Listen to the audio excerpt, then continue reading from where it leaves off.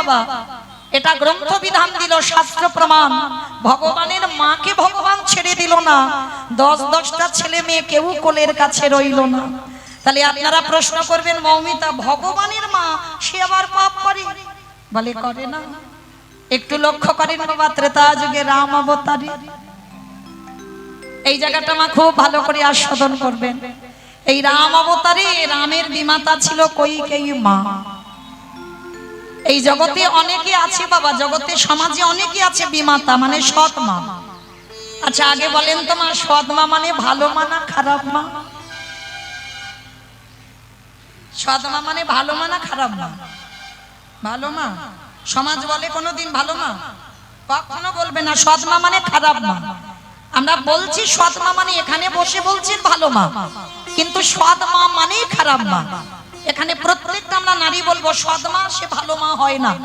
কিন্তু মা একবার ভালো করে লক্ষ্য করেছেন, সৎ মা যদি ভালো মা না হবে তাহলে তো বাবা খারাপ মা বলতে পারতাম, অসৎ মা বলতে পারতাম। তাহলে সৎ মা বললাম কেন?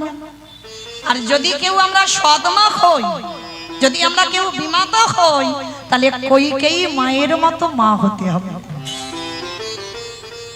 এই জগৎ সংসারী বাবা সবাই বললো কইকেয়ী মা ভালো নয়। শুধু সমাজ কেন বলবে বাবা, ভরত পর্যন্ত তার মাকে ত্যাগ করে দিয়েছে, সারা জীবনের জন্য মাকে ত্যাগ করে দিয়েছিল। কেন জানো? রামকে 14 বছর বনবাসে পাঠানোর জন্য।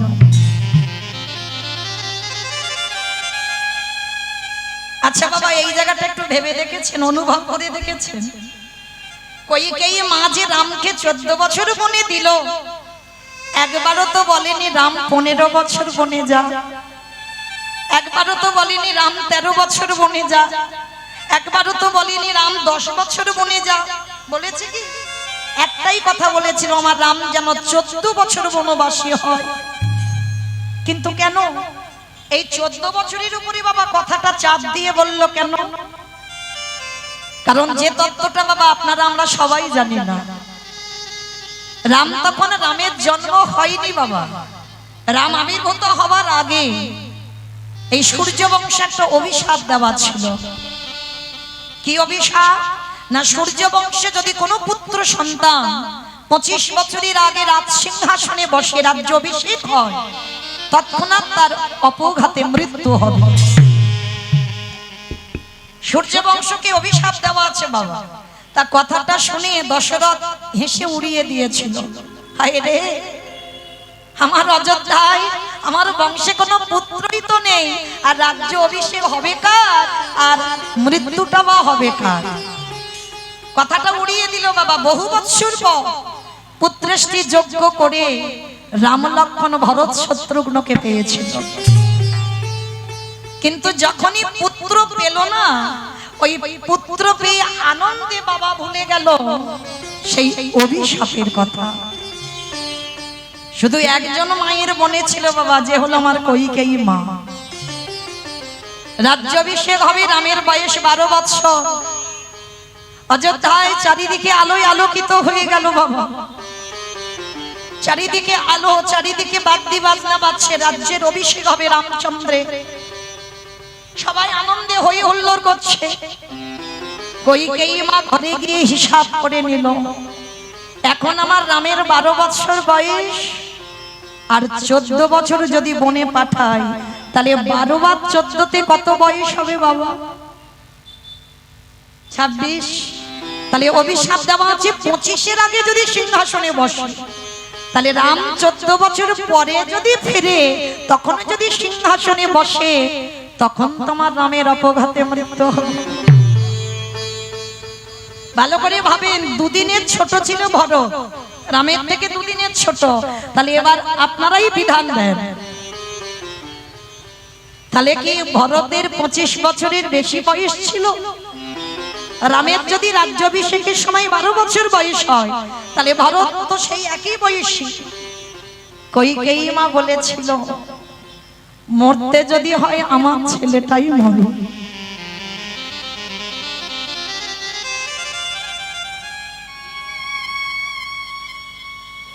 এই হলো বিমাতা, এই হলো সৎ মা। নিজের ছেলের থেকে মা অন্যের ছেলেকে বেশি ভালোবাসতে হবে। নিজের ছেলেকে যদি দুর্গাপূজায় একটা বছর জামা না দাও, কিন্তু যে তোমার সৎ মা বলে তাকে কিন্তু দিতে হবে। তোমার ছেলেকে যদি কম খেতে দাও, যে তোমার সৎ মা বলে তাকে তোমায় বেশি খেতে দিতে হবে, তবেই তুমি প্রকৃত সৎ মা। রামায়ণে কইকেয়ী মা দেখিয়ে দিল সৎ মা যদি হতে হয় কইকেয়ী মা মত হও। ভরত রাজ সিংহাসনে বসবে কেন? মরণ যদি হয় আমার ভরতের খো, আমার নামের অঙ্কে যেন আছে। যার জন্য তো বাবা রামচন্দ্র বনবাস থেকে ফিরে যখনই অযোধ্যায় পা দিল না, প্রথমেই ডাক দিয়েছিল মা।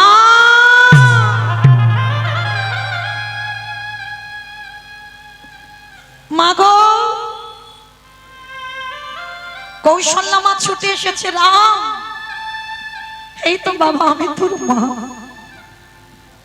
না মা, আমি তোমারই ডাকিনি। সুমিত্রা মা এসে বলছে রাম, এই তো আমি তোর মা। না মা, আমি তোমায় ডাকি। আমার কইকেয়ী মা কোথায়? চুপ, একটা কথা বলবি না। যে মা তোকে বনবাসে পাঠালো, যে মা আজকে তোর বাবার মৃত্যুর জন্য ওই মা দায়ী। আমাদের বৈতব্য জ্বালা পেতে হচ্ছে, অযোধ্যাবাসী শ্মশান হয়ে আছে, আর তুই বনবাস থেকে ফিরে এসে আগে কইকেয়ী মার খবর নিচ্ছিস কেন? রাম করজোর করে বলেছিল তোমরা বুঝবে না, আমার কইকেয়ী মা যে কি তোমরা বুঝবে। শুধু একবার বলো আমার কইকেয়ী মা কোথায় রেখেছো মাকে? বলে তোকে বনবাসে দেবার অপরাধে ভরত মাকে চিরজনমের মতো ত্যাগ করে তাকে কারাগারে বন্দী করে রেখেছে। ছুটে গেল না, আমার মাকে কাঁদাকাটি। যে মা একটা দিনের জন্য বলল না বাবা, যে রামের মঙ্গলের জন্য আমি রামকে বনে পাঠিয়েছি।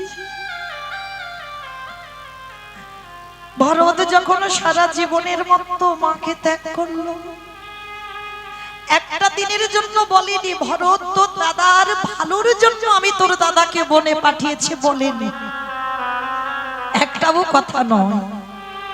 কেঁদে কেঁদে না কইকেয়ী মার চোখে দেখতে পায় না, চোখের জল তো বাবা নোনা জল, সর্বদা একই জায়গায় পড়তে পড়তে গর্তে পরিণত হয়ে গেছে।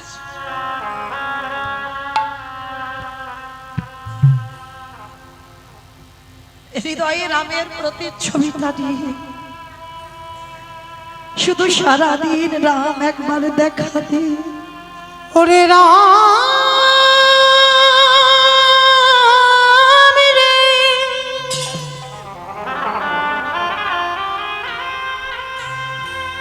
একেবারে দেখা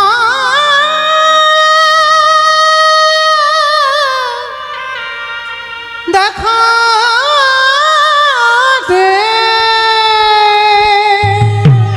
এই দেহ থেকে প্রাণটা যাবার আগে বাবা তোকে দেখে যাবে যে ওরে আমার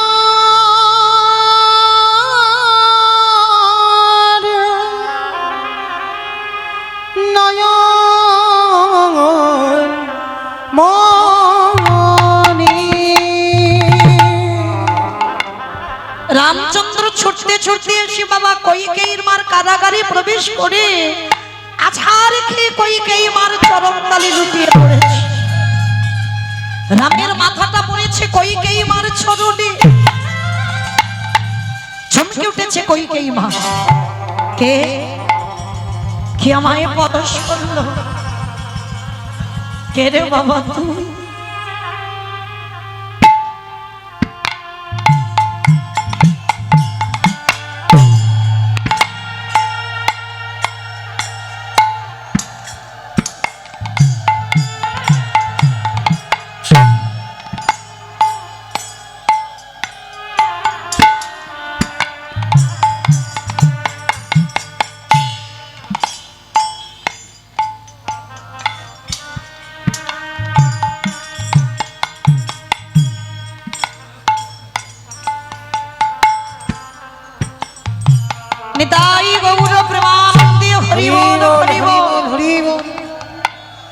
পরশ মনের পরশে যেমন লোহা সোনা হয়ে যায়। আমাইরা পরশমণি পাথরের নাম শুনেছ? লোহাতে ঠেকালে নাকি লোহা সোনা হয়ে যায়। আর এই জগৎ সংসার আছে, যদি একজন ভক্ত আমার গৌরী গোবিন্দ পরশে পেয়ে যায়, তার হৃদয়ে নাকি সোনায় পরিণত হয়ে যায়। তার হৃদয় নাকি সোনার থেকে আরো মূল্যবান হয়ে যায়। যেই না কইকেই মাকে রাম পরশ করল, কইকেই মা নয়নে আর দেখতে পায় না, সর্বঙ্গে খাদে বুলায়ে বলল, কে রে বাবা তুই? বলে বলে আমার রাম কি আমার কাছে এলি? বলে রামে এলি না গা, আমার ভট দিয়ে এলি, আমার কপালে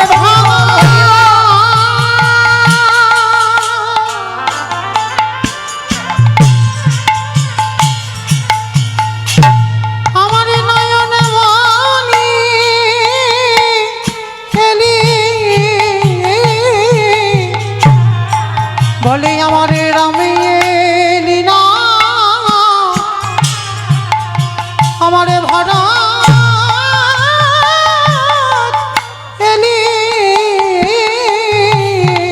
রামচন্দ্র দাঁড়ায় কেঁদে বলল, মা গো,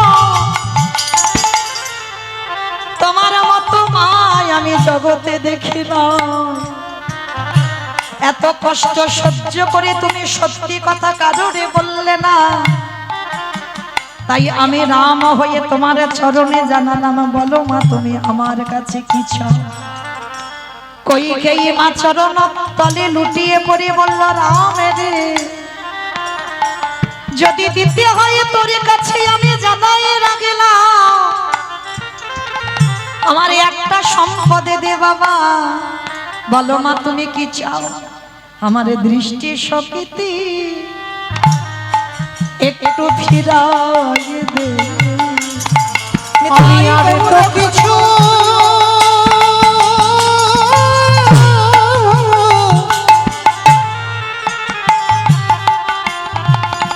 ওরে রাম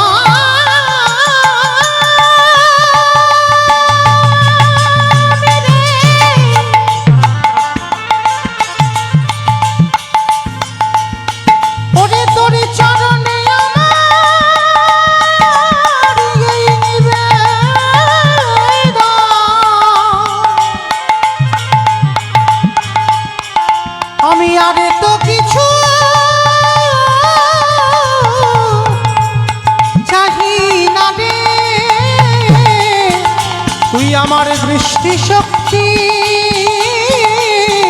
ফিরায়ে দে।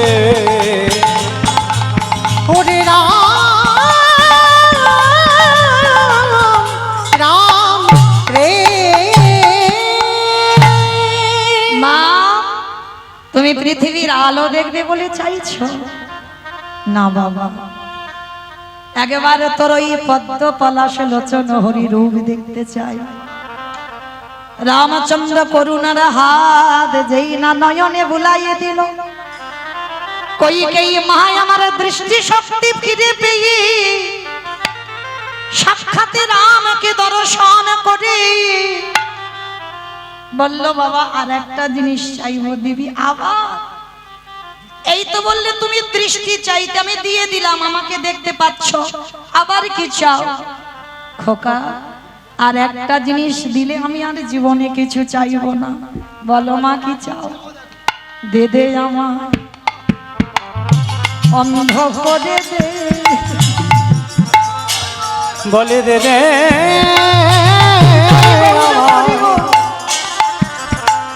আমায় অন্ধ করে দে রে। বলে যে নয়নে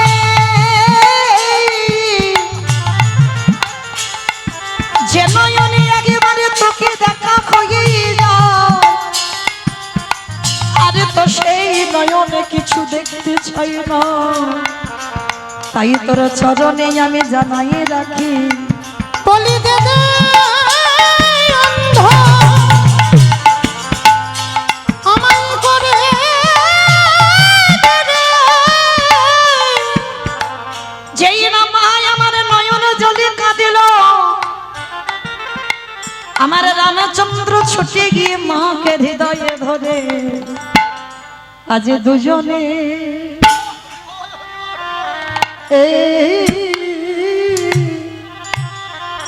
কাঁদে।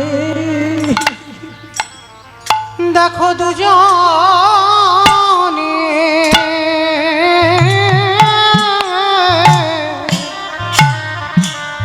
কাঁদে। ওগো ভক্ত কাঁদে হরি বল হরি বল। আমার ভগবান কাঁদে। দেখো দুজনে কাঁদে। ওগো পুত্র কাঁদে মাতা কাঁদে। দেখো দুজনে কাঁদে। এইবার রামচন্দ্র বলল, মা গো, এই জন্মে তুমি আমার বিমাতা হলে, তুমি আমার জন্য এত ত্যাগ করলে, কথা দিলাম মা এর পরের জন্মে আমি তোমার গর্ভে পুত্র হয়ে আসব। কিন্তু মা একটা গন্ডগোল হয়ে গেছে, পুত্র হয়ে আসবো বটে, কিন্তু যেদিন আমায় বনবাসে পাঠাও, আমার কৌশল্যা মা আমার কাছ থেকে চেয়ে রেখেছে, তুই কইকেই মারে গর্ভে যাবি বটে, কিন্তু কোনদিন মাতৃদুগ্ধ পান করবি না। ওরে এই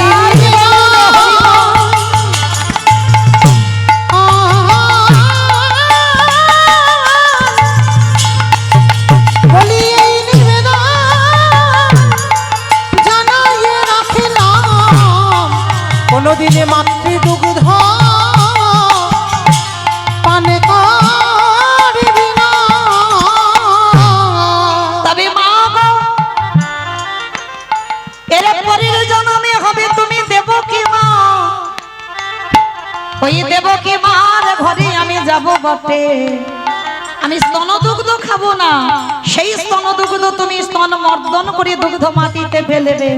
আমি আজ তোমাকে কথা দিয়ে গেলাম, ওই যে সেবার বস্তু আমার খাবার বস্তু তুমি যখন কংসের কারাগারে মাটিতে দেবে, আমি কথা দিলাম মা আগত কলিযুগে যেদিন আমি গৌরী অবতারে নদিয়ায় যাব, সোনার থালাতে নয়, এর উপরে থালাতে নয়, তামার থালাতে নয়, শাল পাতাতে নয়, ওই মাটির পাত্রে করে চিড়ে প্রসাদ ভিজাইয়ে দিয়ে যদি একজন ভক্ত নয়ন জলে ডাকতে পারে, আমি জনম জনম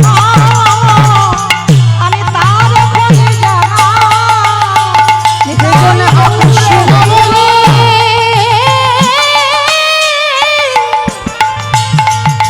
নয়ন জলে ডাকতে পারে, আমি যে জনমে জনম তার হয়ে যায়।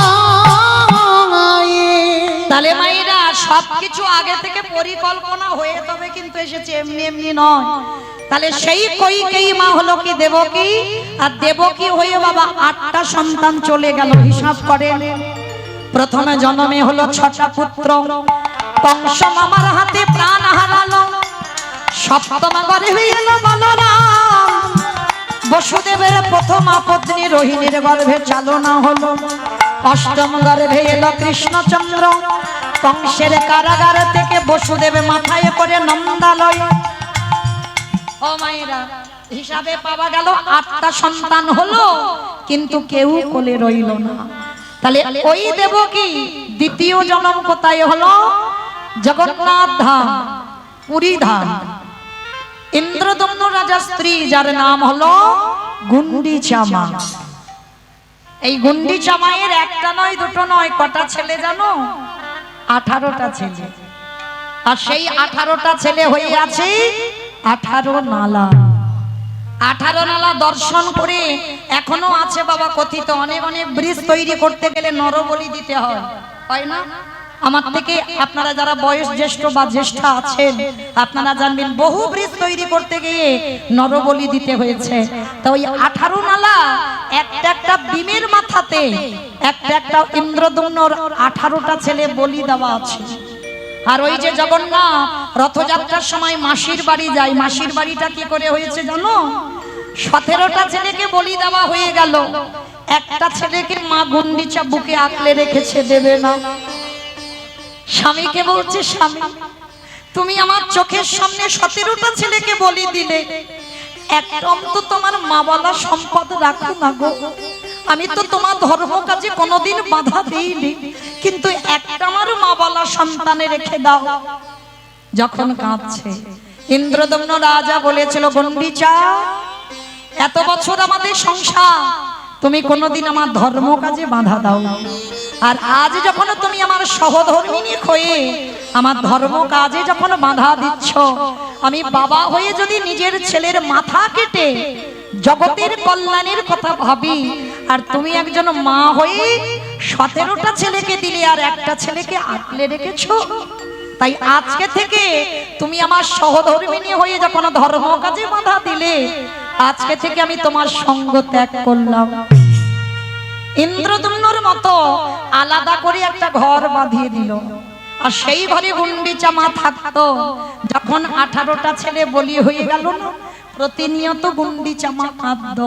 জগন্নাথ থাকতে পারেনি, ছুটে গেল গুন্ডিচা মার কাছে। মাসি, মায়ের পরে মাসির জায়গা সমাজে সবাই জানে, গিয়ে ডাক দিল, ও মাসি কাঁদছো? জগন্নাথ দেখতে এসেছিস আমার 18টা ছেলে আমার চোখের সামনে মরেছে, আমি কত সুখী আছি, পারবি আমার কোলে বসে আমার কাছে থেকে আমার হাতের রান্না খেতে? সেদিনে জগন্নাথ কেঁদে বলল, মাসি গো যতদিন পৃথিবী থাকবে আমি কথা দিলাম, পৃথিবী যদি লয় প্রলয় হয়েও যায়, আমি 9টা দিনে তোমার কোলে বসে তোমার হাতের রান্না সেবা করব। আমি এই প্রতিজ্ঞা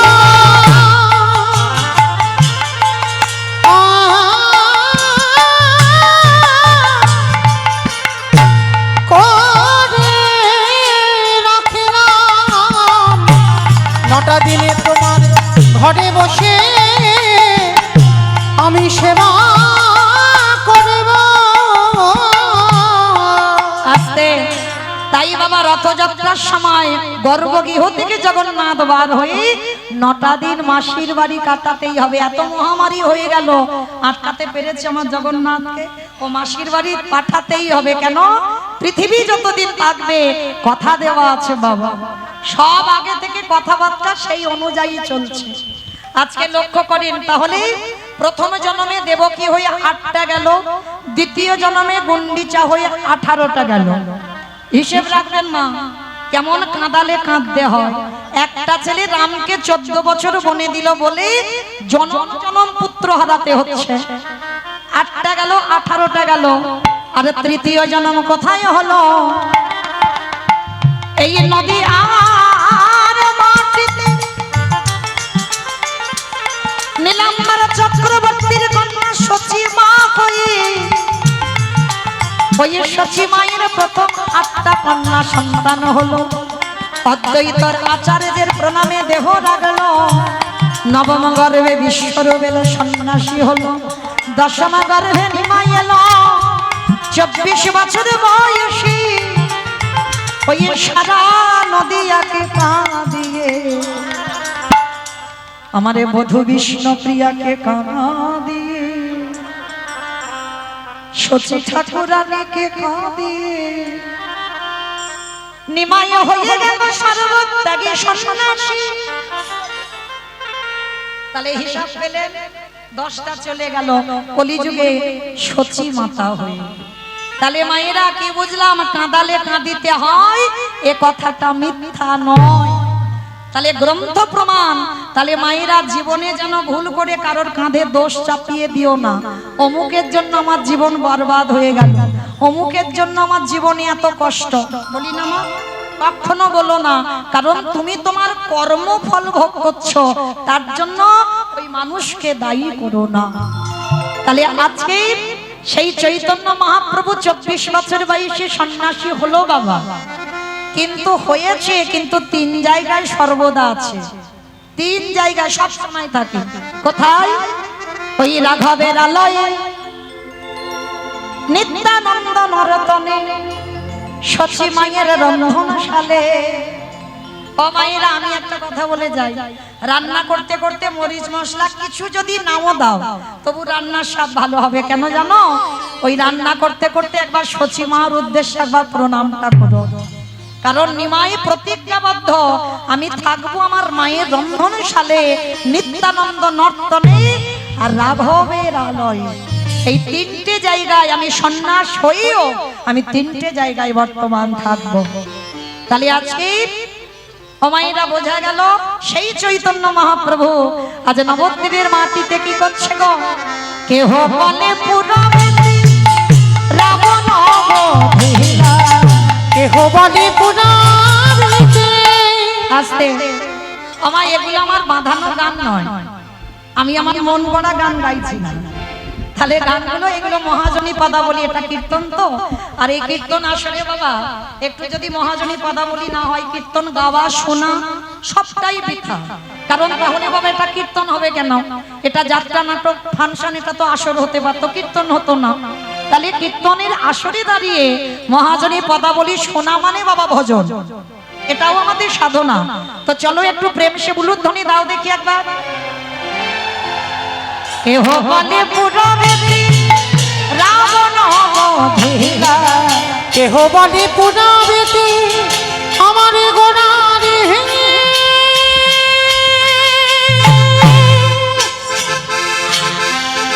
গোড়া গোড়া গোড়া গোড়া রে,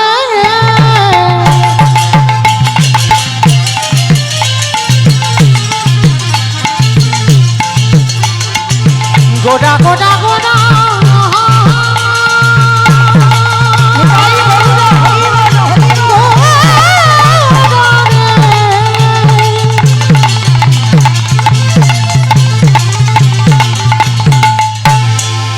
ওই নদী আর চাঁদ গোড়া গোড়া গোড়া, আমার গোড়া গোড়া গোড়া গোড়া গোড়া। কেহ বলে পুরবেদী রাবণ অবধিলা, কেহ বলে পুরাণে রাবণ বধিলা। অগোলকের বৈভব লীলা প্রকাশ করিলা, ওই গোলকের বৈভব লীলা প্রকাশ করিলা। অগোলকের বৈভব লীলা প্রকাশ করিলা, ওই গোলকের বৈভব লীলা প্রকাশ করিলা। শ্রী রাধার ভাবে গোড়ায় অবতার, শ্রী রাধারে ভাবে গোড়ায় অবতার, শ্রী রাধারে ভাবে গোড়ায় অবতার, শ্রী রাধারে ভাবে গোড়ায় অবতার। হরে কৃষ্ণ নামে বহু করিলা প্রচার, এবার হরে কৃষ্ণ নামে বহু করিলা প্রচার। হরে কৃষ্ণ নামে বহুর করিলা প্রচার, এবারে হরে কৃষ্ণ নামে বহু করিলা প্রচার। এইবারে লীলা প্রকাশ হলো, এইবারে লীলা প্রকাশ হলো, এইবারে লীলা প্রকাশ হলো, এইবারে লীলা প্রকাশ হলো। গোলকের বৈভব লীলা প্রকাশ করিলা, এবারে গোলকের বৈভব লীলা প্রকাশ করিলা, গোলকের বৈভব লীলা প্রকাশ করিলা। বাসুদেব ঘোষ কহে গড়ি জোড় হাঙ্গা, করি জোর হাত, অগজে গো সেই কৃষ্ণ সেই তো জগন্নাথ। সেই তো জগন্নাথ আহা বাসুদেব ও সে কহে এইবারে লীলা প্রকাশ হলো বাসুদেব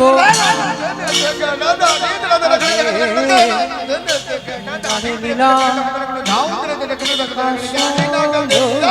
বাসুদেব বাসুদেব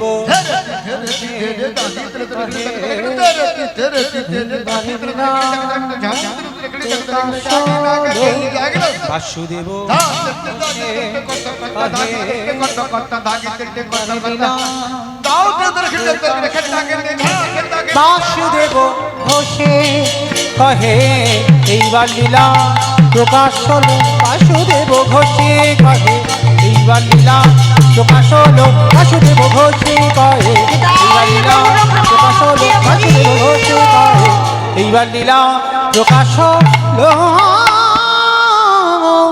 বাসুদেব ঘোষে কহে জনিতাই চলুন এবার আমরা যাব এই স্থান পরিত্যাগ করে সবাই যাব বিষয় তা তখন যখন আশ্রয়ে ছিলাম সবাই দেখে আবার প্রেম সে বলেন তো গৌর সুন্দর কি নবদ্বীপে ধাম কি সচিরি নন্দন কি বিষ্ণু প্রিয়া কি নিতাই চাঁদ কি ধ্বনিটা হলো কি এটাও জয় বললাম ধ্বনিটা হলো কি এটা নাকি জয় এটা জয় নয় একটু প্রেম সে জয় দিতে হবে এত জোরে জয় দাও কত দূর শোনা যাবে ও বাবা শিয়ালদা চলে যাবে বারাইপুর যাক সোনারপুর যাক আমার যাবে যাবে বেশ কই দেখি আগে যদি যাই আমার নিতাই চাঁদ গৌর চাঁদের মতো হাত দুটো তোলো দেখি যাদের যাদের হাত আছে তোলো যাদের নাই বলবো না হরিবল সবাই একসঙ্গে দেখি কই আমার কমিটি দাদা ভাইরা বাবারা যারা বসে আছেন হাত নেই হাই ভগবান যারা পরিচালনা করছে তাদের হাতই নেই তোলেন দেখি সবাই আমার নাম মৌমিতা ঘোষ আমার পদে পদে দোষ হাত তুলিয়ে তবে যাব চলো সবাই একসঙ্গে বলো গৌর সুন্দর কি জয় নবদ্বীপে ধাম কি জয় সচিবী নন্দন কি জয় বিষ্ণু প্রিয়া কি জয় নিতাই চাঁদ কি জয় ভক্ত বৃন্দ কি জয় হরিবাসন ধাম কি জয় আপন আপন গুরু চরণ জয় নিতাই গৌর প্রেমানন্দে হরি বল হরি বল হরি বেশ একটু ঘোষণা একটা করে দিন হরি বল গ্রাম রাধানগর সোনারপুর থানা নরেন্দ্রপুর দিনটা কবে 29শে ফাল্গুন 29শে ফাল্গুন সকাল 11টায় সুনন্দা ভট্টাচার্য বেলা 2:30টায় মৌমিতা ঘোষ তার মানে বুঝতে পারছো তো বললাম না সন্ধ্যা 6:30টায় মাননীয় সুমন ভট্টাচার্য মহাশয় রাত্রি 9:30টায় অনুরাধা দেবস্বামী রাত্রি 1:30টায় মেঘনাথ মালি ঘোষণা করে দিলাম 29শে ফাল্গুন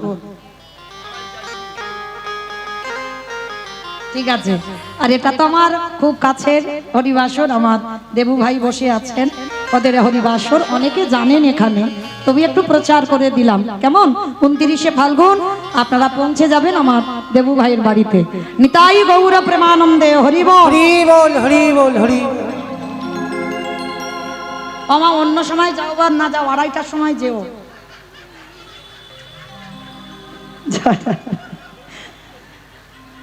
বেশ মানে নিমন্ত্রণ করে যাচ্ছি আমি তো চলেন এবার আমরা একটু বিষয়ে যাই আজকে আমরা আস্বাদন করব আমরা যে সব গোস্বামীদের পদ অবলম্বন করি বাবা ভজনে আগিয়ে যাচ্ছি সেই গোস্বামীদের মধ্যে একজন গোস্বামীর চরিত্র আলোচনা করব তবে আলোচনা নয় বাবা আমার মতো অধম কীর্তনিয়া তাদের গুণানুগুণ কীর্তন তাদের গুণ বর্ণনা করার সাহস বা ক্ষমতা আমার নাই তবু গুরুচরণ আশ্রয় করে আপনাদের পদধূলা শিরোধার্য করে যদি যৎকিঞ্চিত পারবো বর্ণনা করব ভুল ত্রুটি তো হবে কেন করব সন্তান মনে করি ভগ্নী মনে করি ক্ষমা করে দেবেন চলো যার চরিত্র আমরা আলোচনা করব তিনি কে শিরুল সনাতন ভট্ট রঘুনাথ ভট্ট রঘুনাথ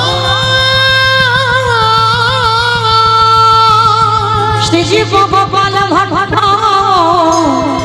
দাস রঘুনাথ দাস রঘুনাথ এই ছয় গোসাইয়ের করি চরণ বন্দন চরণ বন্দন যাহা হইতে বিঘ্ন নাশী অভীষ্ট পুরা অভীষ্ট পুরাণ এই ছয় গোসাই যাবে ব্রজে কইলা বাবা রোজি কৈলাস রাধা কৃষ্ণের নৃত্য লীলা করিলা প্রকাশ করিলা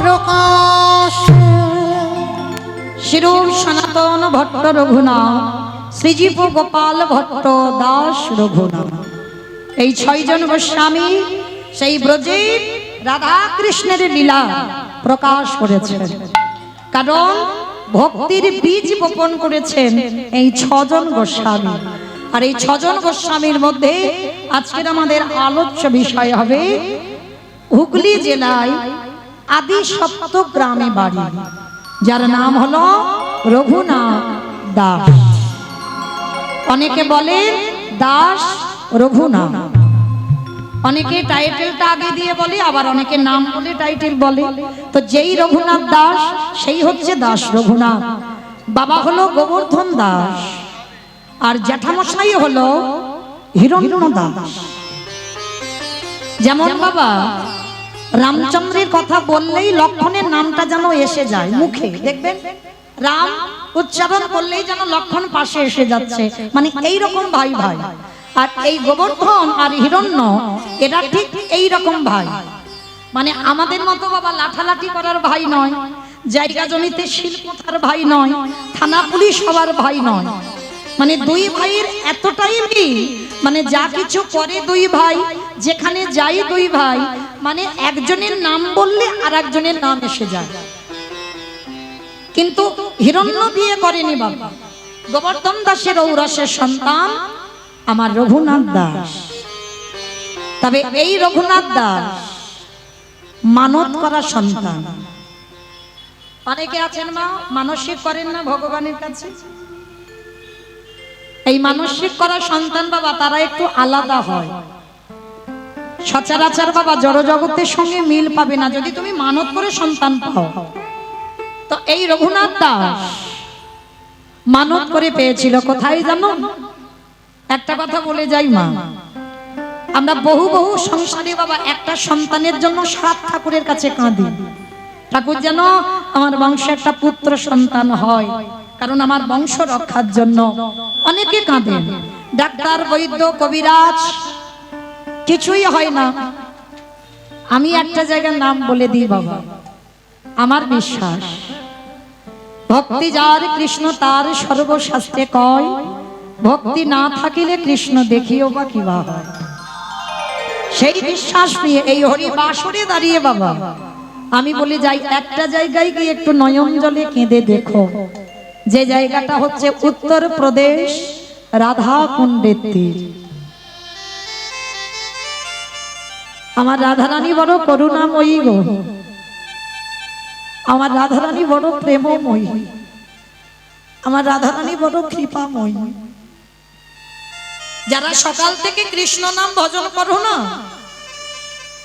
অন্তিমে গেলে বাবা চিত্রগুপ্ত বিচিত্রগুপ্তকে দেখে বলবে খাতাটা খোলো দেখি ভক্ত কি করেছে ধরা বলবে যদি কেউ কৃষ্ণ নাম বলে কাঁদো কিন্তু বাবা কেউ যদি আমার রাধা চরণের দাস হয় তার বিচার হয় না বিচার হবেও না ওই যে বললাম আমার রাধারানী করুণাময়ী একবার রাধা বলে কাঁদলে বাবা চিত্রগুপ্ত বিচিত্রগুপ্তকে দেখে খাতা খুলতে বলবে না রাধারানী তাকে চরণে ঠাঁই দিয়ে দেয় কোনো বিচার হবে না তো যদি যাবেন দুর্গা পূজার পরেই পরে বাবা বগুলা অষ্টমী রাধাকুণ্ডের আবির্ভাব তিথি রাধাকুণ্ডে স্নান যোগ হয় লাখো লাখো ভক্তরা যায় আর সেই সময় গিয়ে ওই রাত্রিতে স্নান করে ভিজে কাপড়ে একবার আঁচলটা পেতে আমার রাধারানীর কাছে একবার ভিক্ষাটা চাইবে। তুমি যদি করুণাময়ী হও, তুমি যদি কৃপাময়ী হও, তোমার সেবার নিমিত্তে আমার সংসারে একটা কৃষ্ণবালা পাখি দিও। আমার বিশ্বাস চলে যাবে। ঠিক আমার রাধারানী কৃপা করে করুণা করে একটা কৃষ্ণবালা সন্তান আপনার বংশে পাঠিয়ে দেবে। এই গোবর্ধন দাস মানত করেছিল, কারণ এরা তো জমিদার। শুধু জমিদার বলা ভুল হবে বাবা। এদের প্রতি মাসে আয় ছিল 12 লক্ষ স্বর্ণ মুদ্রা, আর নবাবকে কর দিতে হতো 8 লক্ষ স্বর্ণ মুদ্রা। মানে সরকারকে কর দিতে হতো 8 লক্ষ, আর মাসে ওদের আয় ছিল 12 লক্ষ স্বর্ণ মুদ্রা। মানে কত বড় ধনী। কিন্তু ধনী হলে কি হবে বাবা, বংশে একটা পুত্র সন্তান ছিল না। তাই রাধাকুণ্ডের তীরে গিয়ে রাধারানীর কাছে প্রার্থনা করে, রাধারানীর কাছে কেঁদে সেধে একটা পুত্র সন্তান যদিও বা পেল। ও মাইরা, সে ছেলে জন্ম থেকেই বাবা তার বৈরাগ্য ভাব, জন্ম থেকেই সে বৈরাগ্য নিয়ে জন্মেছে। আচ্ছা বলেন তো মা, বৈরাগ্য কাকে বলে? সংসার ধর্ম ত্যাগ করে দিয়ে, বাবা মাকে কাঁদিয়ে, স্ত্রী পুত্র পরিবারকে কাঁদিয়ে মঠ মন্দিরে গিয়ে বসে থাকা, তাকেই বলে বৈরাগ্য। তাকে বলে না? তাহলে কাকে বলে বৈরাগ্য? সংসারে থেকে বৈরাগী হতে হবে, কত সোজা নয়। এটা কলিযুগ বাবা। সংসার ত্যাগ করতে বলিনি। যদি সংসার ত্যাগ করতে বলতো তাহলে দেবর্ষি নারদ কলিযুগে শ্রীবাস হয়ে বিয়ে করে একটা পুত্র সন্তানের জন্ম দিত না। মালিনীকে বিয়ে করলো, কৃষ্ণদাস নামে একটা সন্তান হলো। অদ্বৈত আচার্য গোসাই দুটো সংসার করলো, নিতাই চাঁদ দুটো সংসার করলো, আমার নিমাই পণ্ডিত একটা সংসার করলো। সর্পাঘাতে যখন মৃত্যু হয়ে গেল, তারপরে আবারও দ্বিতীয়বার বিয়ে। এটা কলিযুগ। সংসার ধর্ম বড় ধর্ম, কিন্তু বাবা এখানে আমরা কেউ সংসার করছি না, সবাই সংসেজে বসে আছি, কিন্তু সারের কিছু হচ্ছে না। সার তখনই হবে বাবা, দেহটা সংসারে রেখে দিতে হবে। দেহটা স্বামী সেবায় দাও, দেহটা ছেলে পুলে দিয়ে মানুষ করো, আত্মীয় পরিজনকে দেখো, কিন্তু খবরদার তুমি তোমার মনটা যেন একেবারে সংসারে ডুবিয়ে দিও না। মনে রেখে দাও গোবিন্দ চরণে, আর মন গোবিন্দ চরণে রেখে দেহটা সংসারে রেখে তুমি ভজন করো, তবেই তুমি বলবে আমি সংসারী। আর তা না হলে বলবে একটাই কথা, আমি সংসেজেছি কিন্তু সারের কিছু বুঝি। আর বৈরাগ্য কাকে বলে? মহাপ্রভু যে শিক্ষা দিয়েছেন বাবা, সংসারে থেকে বৈরাগ্য মানে বিষয়সু অনাসক্তি, মানে বিষয়ের প্রতি আসক্তি থাকবে না। বাবা ঠাকুর কোন বিষয়ের কথা বললো? জায়গা জমি গাড়ি বাড়ি টাকা পয়সা, এইগুলো এই বিষয় না। তাহলে কোন বিষয়? আমাদের ইন্দ্রিয়ের বিষয়। এতজন ভক্ত দাঁড়িয়ে আছেন, বসে আছেন, আমি কীর্তনিয়া সম্প্রদায়। খুব কঠিন মা, খুব কঠিন। সংসারে দাউ দাউ করে আগুন জ্বলবে। ইন্দ্রিয়ের বিষয়ের কথা বলেছে, তোমাকে সংসার থেকে এই ইন্দ্রিয়গুলোকে বাবা গুটিয়ে নিতে হবে। যেমন ধরো তোমার জিহ্বার লালসা থাকবে না বাবা, সেই রবিবার এলে ভালো মন্দ রান্না করে খাওয়া, এইটা থাকবে না। কোন রকমে কলির মানুষ অন্নগত প্রাণ, একটু আলু সিদ্ধ অন্ন হলেই হয়ে যাবে, সেই যেন সুধা, মানে পেটটা ভরার মতো। মানে এটা রান্না করে খেতে হবে, ওটা রান্না খেতে হবে না। যেদিন তুমি নিজে বাবা, কাউকে বলতে হবে না, নিজেই বুঝতে পারবে, যেদিন তোমার জিহ্বার লোভ চলে যাবে, লালসা চলে যাবে, সেদিন বুঝবে তোমার জিহ্বার বৈরাগ্য হয়ে গেছে। যেদিন তোমার কান কোনো আজে বাজে কথা শুনতে ভালো লাগবে না, আজে বাজে গানও ভালো লাগবে না, শুধুমাত্র আমার হরি কথা, কৃষ্ণ কথা, ভাগবত কথা একটু ভক্ত সঙ্গ করব, সেই ভক্তের কাছ থেকে ভগবানের চরিত্র, ভগবানের কথা আলোচনা হবে, কান সেই দিকে যাবে। সেদিন জানবে বাবা তোমার কানেরও বৈরাগ্য হয়ে গেল। যেদিন তোমার দুটো চোখ সাধুগুরু বৈষ্ণব আর আমার ভগবানের চরণ ছাড়া আর কিছু দেখতে ভালো লাগবে না, সেদিন জানবে তোমার চোখের বৈরাগ্য হয়ে গেল। যেদিন তোমার দেহ স্পর্শ থেকে চলে যাবে বাবা, মানে আমাকে কোনো পুরুষ স্পর্শ করলো কি নারী স্পর্শ করলো আমি বুঝতে পারছি না, আমার মধ্যে সেই অনুভূতিটা নেই। যেদিন তোমার মধ্যে অনুভূতিটা চলে যাবে সেদিন জানবে তোমার দেহের বৈরাগ্য হয়ে গেল। আর যেদিন তোমার মন শুধু একটা চিন্তা, আমি কি তারে পাবো না। আমার কথা নয়, এটা রঘুনাথ দাস গোস্বামী বলছে ছোটবেলা থেকে, আমি কি তারে পাবো না। যেদিন তোমার মন শুধু ভগবানের পাবার জন্য ছটফট করবে, আকুলি বিকুলি করবে, সেদিন জানবে কোন জড় জগতের ভাবনা চিন্তা থাকবে না। মানে আজকের আমি যা পেয়েছি তাই পাবো, কালের চিন্তা কালকের হবে, আজকে নয়। যে আমার ছেলের ভবিষ্যতের চিন্তা করে রেখে দিতে হবে, এইগুলো থাকবে না বাবা। যেদিন তোমার মন থেকে এগুলো চলে যাবে সেদিন জানবে তোমার মনেরও বৈরাগ্য হয়ে গেল। তোমার দেহের 10 ইন্দ্রিয়, 5টা জ্ঞানেন্দ্রিয়, 5টা কর্মেন্দ্রিয়, সবকটা ইন্দ্রিয় তুমি ভিতরে গুটিয়ে নিচ্ছ, তুমি আর প্রকাশ করছো না, তাদের কাউকে মাথা তুলে দাঁড়াতে দেবে না। যেদিন তুমি নিজে করতে পারবে তাহলেই বুঝতে পেরে যাবে সংসারে থেকেও তুমি বৈরাগী হয়ে গেছো। আজকের সেই রঘুনাথ দাস ছোটবেলা থেকে তার জমিদারি ভালো লাগে না, জমিদারি পোশাক পরতে ইচ্ছা লাগে না। ছোটবেলা থেকে যখন থেকে হামাগুড়ি দেয় তখন থেকে রঘুনাথ যদি রাস্তা দিয়ে কোনো সাধু যেতে দেখে, কোনো ভক্ত যেতে দেখে, রঘুনাথ ঘর থেকে বেরিয়ে যায়। কত সাধনার ছেলে বাবা, বহু বছর পরে মানত করে পেয়েছে, কত আদরে প্রহরীরা সব ঘিরে বসে থাকে রঘুনাথকে। যদি একটু ঘরের বাইরে যায় আবার রঘুনাথকে টেনে নিয়ে চলে আসে। দিনে দিনে রঘুনাথ একটু বড় হলো, 5 বছর বয়স হয়েছে রঘুনাথ।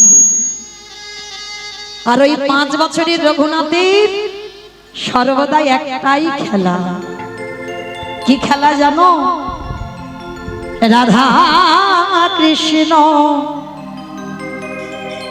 সেবিব। নরোত্তম দাস ঠাকুরের বৈষ্ণব পাদা বলি, জীবনে রাধা কৃষ্ণ সেবিব মই, জীবনে মনে রাধা কৃষ্ণ সেবিব মই, জীবনে মনে যে স্থানে লীলা খোঁজে ও যুগল কিশোর, আবার যে স্থানে লীলা করে আমারে যুগল কিশোর, আবার সখীর সঙ্গিনী হইয়া, আরে সখীর সঙ্গিনী হইয়া, অবতাহে রাধা কৃষ্ণ সেবিব জীবনে মনে, রাধা কৃষ্ণ সেবিব জীবনে মনে, বৃন্দাবনে নিত্য নিত্য গোড়ায়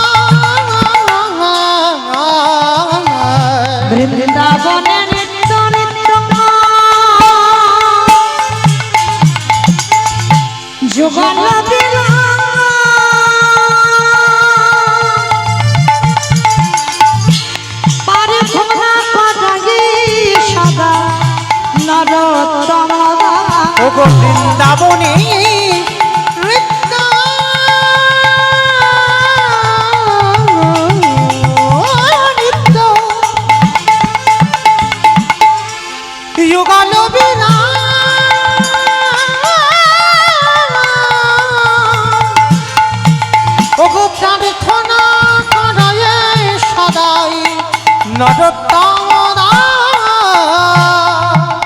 প্রভু আমি ওই চরণে শরণ নিলাম, যেন চরণ ছাড়া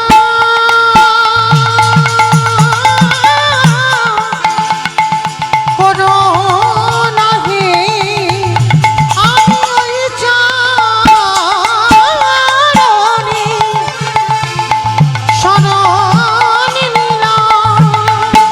তুমি যেন চরণ ছাড়া করুণ দয়া, তোমার ওই চরণে সবে সপিলাম। আমার দেহ মন প্রাণ জীবন বলি আমার বলতে রাখি নাই হে, ওই চরণে আমি সব সপিলাম। আমার জীবন যৌবন কুলশীল আমার ওই চরণে সবই সপিলাম। আমার বলতে রাখি নাই হে, ওই চরণে সবই সপিলাম। আমার বলতে রাখি নাই হে, ওই চরণে সবই সপিলাম।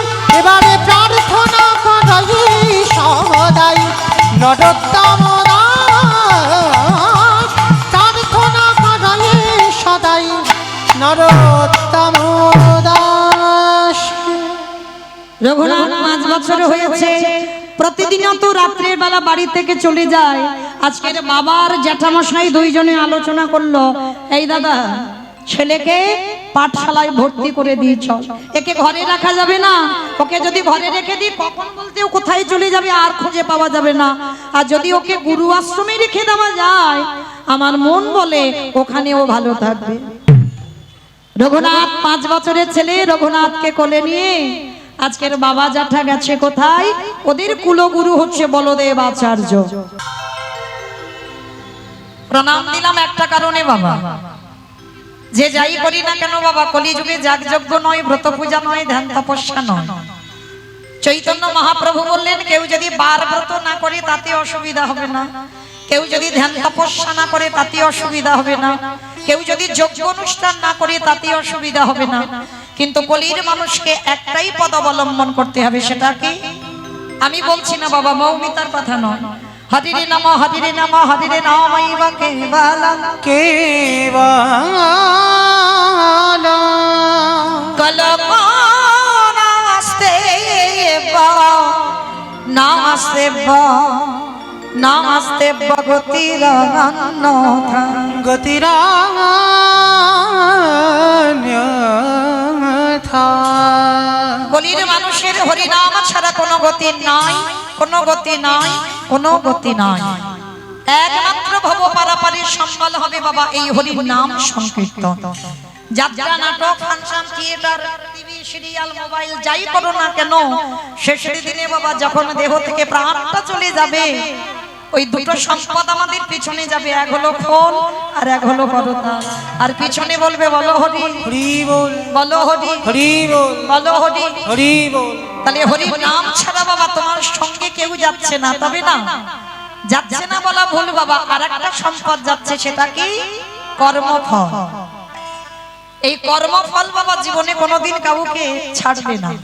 ভগবান রামচন্দ্রকে সরুজ নদীর জলে প্রাণ ত্যাগ করতে হলো, ভগবান কৃষ্ণচন্দ্রকে 125 বছর বয়সে জরাবাহের তীরে প্রভাসের তীর্থে প্রাণ ত্যাগ করতে হলো, চৈতন্য মহাপ্রভুকে 48 বছর বয়সে বাবা সম্বরণ করতে হলো দেহটা। তাহলে ভগবান নিজেকে ছেড়ে দিল না, যে রাধাবন্ত প্রাণ, সেই রাধা রানীকে 100 বছর কাঁদিয়েছে আমার প্রাণ গোবিন্দ। ব্রজ ছেড়ে মথুরায় চলে গিয়ে রাধা রানী 100 বছর কাঁদলেন। তাহলে আপনারা ভেবে দেখেন, ভগবান নিজেকে ছাড়েনি, শুধু নিজেকে নয়, সব থেকে যাকে বেশি ভালোবাসে ভগবান, সব থেকে কাকে বেশি ভালোবাসে বাবা? ভক্ত। ভক্ত প্রাণ, ভক্ত জীবন, ভক্তই সব। তাহলে সেই ভক্তকে ছেড়ে দেয়নি। আর আপনারা আমরা তো তুচ্ছ বাবা, আমাদেরকে ছেড়ে দেবে মনে করেছো? তাহলে কর্মফল ছাড়বে না বাবা। কে কি কর্ম করলাম? 84 লক্ষ জনই আমাদের জনম, 4 লক্ষ বার মানব জনম, 80 লক্ষ জনই বাবা প্রত্যেকে ফেলে চলে এসেছে। মানে জগতে কত কিছু হলাম, 80 লক্ষ বার। তাহলে এই 4 লক্ষ বার যখন মানব জন্ম হলো, এমন কর্ম করব না মা যেন আবার আমাদের পিছনে ফিরে যেতে হয় 80 লক্ষ জনিতে। এমন কর্ম করো যেমন বাবা ক্লাসে 1 2 3 4 যেমন ক্লাসে ওঠা হয় তেমন আমাদের উঠতে হবে, কিন্তু নিচের দিকে গেলে হবে না। তাহলে এই মনুষ্য জন্মটাকে বলছি বাবা দুর্লভ জন্ম। কেন? পশু পাখি খাই, আমরাও তো খাই। পশু পাখি সন্তান জন্ম দেয়, আমরা নারী জাতি আমরাও সন্তানের জন্ম দিই। পশু পাখি তারাও ঘুমায়, আমরাও ঘুমাই। পশু পাখি সকালবেলা খাবারের অন্বেষণে বার হয়, আমরা মনুষ্য জাতি আমরা সকালবেলা বাবা যে যার কর্মে বার হই সংসার চালাবার জন্য। তাহলে তাদের সঙ্গে আমাদের তো কোনো তফাৎ নেই। তথাপি বাবা বলছে, পশুদেরকে বলছে না, পক্ষীদের বলছে না দুর্লভ জনম, কিন্তু আমরা মানব জাতি আমাদেরকে বললো দুর্লভ জনম। কেন? যেটা যে সম্পদ ওদের কাছে নেই সেই সম্পদ আপনাদের কাছে আছে। ওদের একটা ছেড়ে বাবা দুটো চারটে পা দিয়েছে ভগবানের ধামে যাওয়ার জন্য, কিন্তু একটাই বস্তু দেয় না, সেটা কি? হরি বলবার মতো, কৃষ্ণ নাম বলবার মতো এই জিহ্বায় ভাষা দিল না। ভগবানের বংশীর রণামৃত শুনবার জন্য কর্ণ দিল, নয়নে দেখল ভগবানকে দর্শন করবার জন্য। কিন্তু এই পশু কোলে পক্ষী কোলে জন্ম নিয়ে একবার হাগো বলে বলে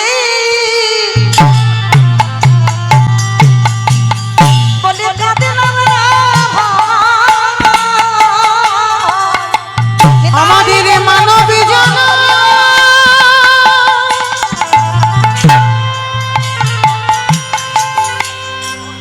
মানবী জনম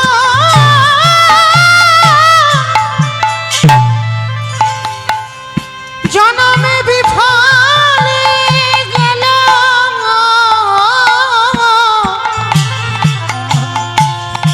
একেবারে হা কৃষ্ণ বলে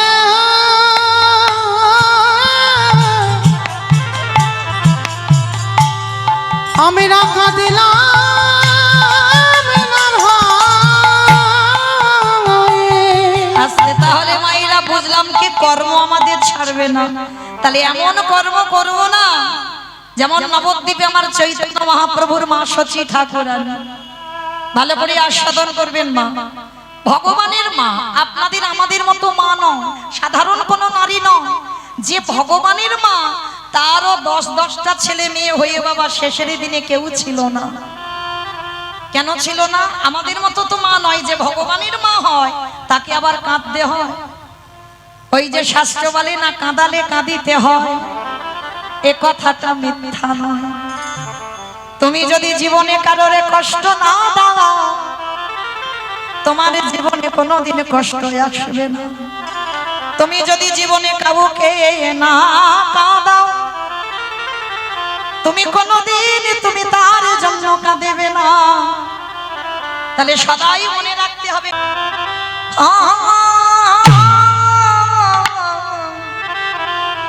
আজা আয়া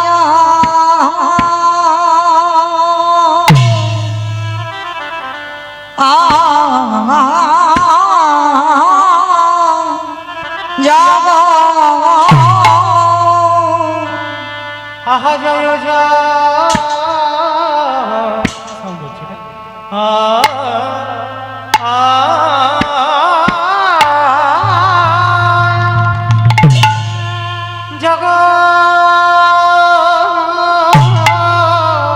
আজ দেখো দেখো প্রভুরি আমার সেই এরা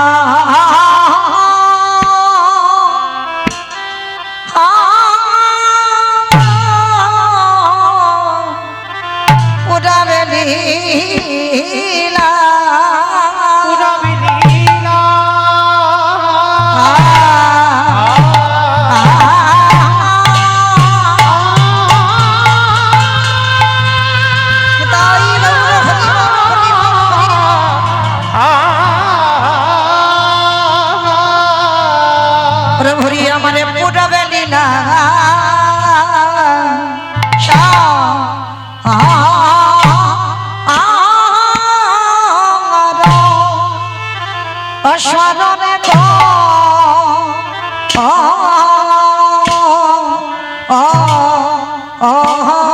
হরি আহা মরি